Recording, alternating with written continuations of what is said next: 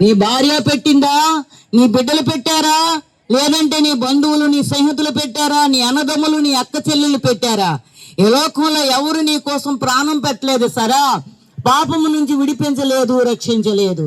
దేవుని బిడ్డలారా, మనము పాపం నుంచి విడుదల పొందాలంటే, రక్షింపబడాలంటే యేసుక్రీస్తే జీవము, మార్గము, సత్యము.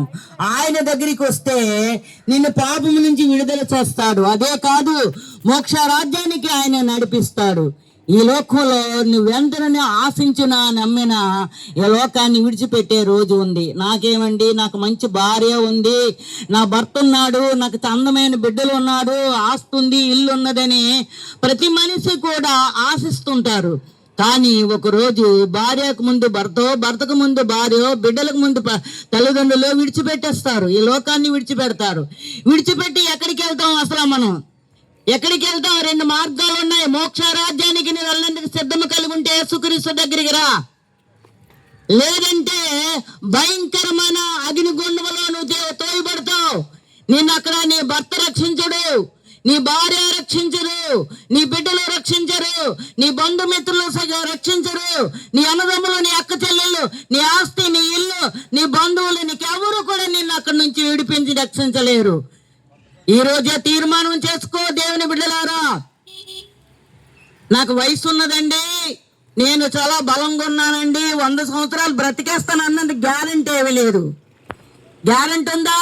గ్యారెంటీ లేదు. ఈ రాత్రికే మన ప్రభు పిలిపైపోతే వెళ్ళిపోతాం. వెళ్ళిపోయే ముందు భయంకరం నరకానికి పోతావా? రా యేసు ప్రభు దగ్గరికి. ఆయన నీ కోసం, నా కోసం ప్రాణం పెట్టాడు, రక్తాన్ని చిందించాడు. ఆ మహాదేవుని పాదాల దగ్గరికి వస్తే నీకు శాంతి దొరుకుతుంది, సమాధానం దొరుకుతుంది, నెమ్మది దొరుకుతుంది. అదే కాదండి, యేసు ప్రభుతో కూడా అనిశ్చత్వములోకి, ఆ మహిమ పట్టణంలోకి, అక్కడ 1000 సంవత్సరాలు కూడా ఆకలి ఉండదు, దప్పుకుండదు, దుఃఖం ఉండదు, ఏడుపు ఉండదు, చింత ఉండదు. అనిశ్చయ ఆ రాజ్యంలోకి వెళ్ళాలంటే రా. ఈ విధమే తీర్మానం చేసుకో. ఏ లోకంలో నీ భర్తతో వస్తున్నావా, నీ బిడ్డలతో వస్తున్నావా, నీ కుటుంబంతో వస్తున్నావా? ఇక్కడ అనేక మందిరాలు ఉన్నాయి, దైవ సేవకులు ఉన్నారు. అయ్యా, యేసు ప్రభు మాకు కావాలి. ఆయన మాటలు వింటుంటే మా మనసు అంతా వెళ్ళాలని అనిపిస్తుంది, దేవుని మాటలు వినాలని అనిపిస్తుంది.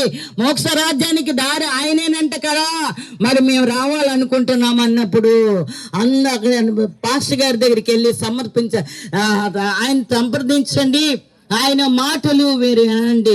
పాస్టర్ గారి దగ్గరికి వెళ్ళి, అయ్యా మాకు యేసు ప్రభు మాటలు కావాలి, ఆయన మాటలు వినాలని ఆసక్తి ఉన్నది, మేము వస్తాం మందిరానికి, మీ మాటలు, యేసయ్య మాటలు వినాలని ఆసక్తి కలిగి ఉన్నదంటే ఇప్పుడే మీరు తీర్మానం చేసుకోండి. ఆ ప్రభు పాదాల దగ్గరికి వెళ్ళేందుకు సిద్ధపడండి. గ్యారంటీ లేని దేహాన్ని ఎంతకాలం నువ్వు ప్రేమిస్తావు? 10 సార్లు సబ్బెట్టి కడుగుతావు, అందమైన దుస్తులు వేసుకుంటావు, అన్ని బాగుంటది, నీ మనసు ఎక్కడెక్కడికో పరిగెడుతుంటది. నాకేం తక్కువ అంటుంటది, నాకు అన్ని ఉన్నాయి అంటుంటది. స్థిరమైన మనసుతో నువ్వు ఎన్నాళ్ళు బ్రతుకుతావు? రా, యేసు ప్రభు దగ్గరికి వస్తే స్థిరమైన మనసు ఇస్తాడు, ప్రశాంతమైన నీకు మనసు ఇస్తాడు, ఆరోగ్యాన్ని ఇస్తాడు, నీ కుటుంబంలో నెమ్మది కలుగుతుంది, శాంతి కలుగుతుంది, సమాధానం కలుగుతుంది. సింహాలకి వెళ్తే దొరుకుతుందా? లేదంటే బీచ్కి వెళ్ళి 1 గంట సేపు, 2 గంటలు, 3 గంటల సేపు ఉంటే నీకు మనశ్శాంతి కలుగుతుందా? టీవీ దగ్గర అనేక విషయాలు నువ్వు చూస్తుంటే నీకు మనశ్శాంతి కలుగుతుందా?